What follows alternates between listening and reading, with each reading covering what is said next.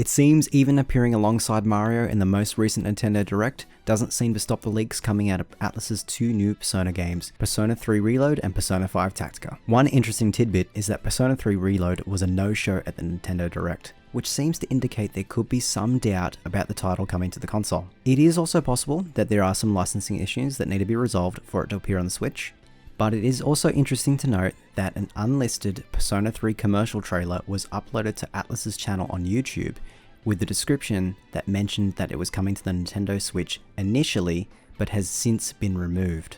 Regardless, the main topic of today's video is breaking down what news has been released about Persona 5 Tactica. Atlus has released more information about the title, which has pushed it through to all the storefronts such as PSN, Xbox Live and Steam for pre-orders. Listings for the launch edition and the digital deluxe edition have been revealed. Incidentally, this has also caused the achievements of the game to be revealed, but I will not be discussing them in this video due to spoilers and the lack of context. Pre-ordering the game will allow you to use Orpheus Picaro and Izanagi Picaro, which seems to indicate that the original forms are obtainable in the game, but just purely the Picaro forms are locked behind DLC. For those who don't know, Picaro forms are just Persona 5 themed alternatives to the original Personas, and they would usually have higher stats as well as multi-target moves from their original counterparts. The digital deluxe version includes the aforementioned Picaro Personas along with the Picaro Summoning and Raoul pack. Here's a list of all the Picaro Personas that are included in the pack along with Raoul.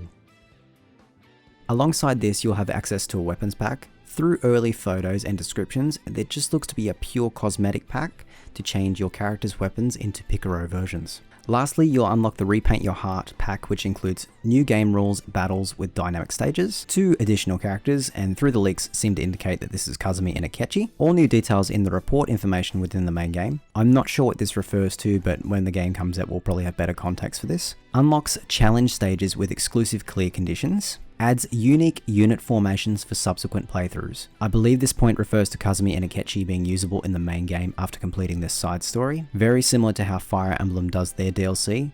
Most recent per case example is the Fell Xenologue DLC from Fire Emblem Engage. Aside from Day 1 DLC being an unjustified reason why Atlus can squeeze an extra $35 out of us, just to have Akechi and Kasumi join the team, I'm happy to see that these two are having some sort of representation outside of Royal. I'll still argue the fact that if DLC can be announced this early in development, they could probably put it in the base game. However, if there's money to be made, it'll be made. What this does imply is that the game may take place in the Royal universe, although we cannot be definitive as the pack is still an add-on DLC. One point in particular that I want to highlight is that Akechi is dressed in his Prince outfit rather than his black mask outfit, which is particularly interesting since Kasumi has never seen Akechi in this outfit. It's also worth noting in the opening of the trailer for the game, Leblanc has snowfall, which would mean the game takes place during the winter. My thoughts on this is that the game likely takes place during the tail end of February as the last palace in Royal occurs during January, and Joker is not back to Leblanc until February 13 before the Valentine's event. Within the reveal trailer, you can also find that Lavenza makes an appearance as she does in Persona 5 Strikers, which further strengthens this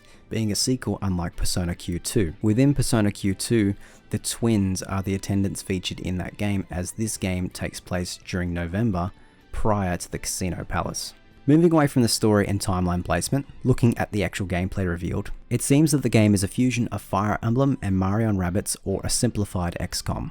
Players devise a team of 3 characters that they need to defeat the enemies found on the map. Players are able to attack with physical weapons, guns, and persona abilities.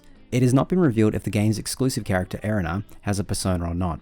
I'm wagering that she may not have a persona as the flag she carries shows some predominance.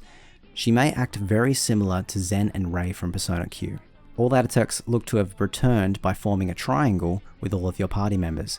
It's still unclear what requirements need to be met in order to trigger these, but I'm thinking you either need to have your voltage meter on the right hand side full, or more than half the enemies within the range must be knocked down for this to occur. I would also suspect that a smaller triangle would yield more damage but capture less foes, but a larger triangle would hurt more foes but overall do less damage.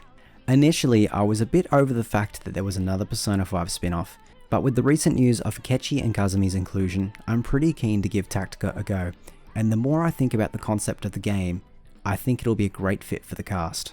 Let me know of your thoughts in the comments below on Persona 5 Tactica's reunion of the Royal Trio, and which platform you'll be picking this game up on.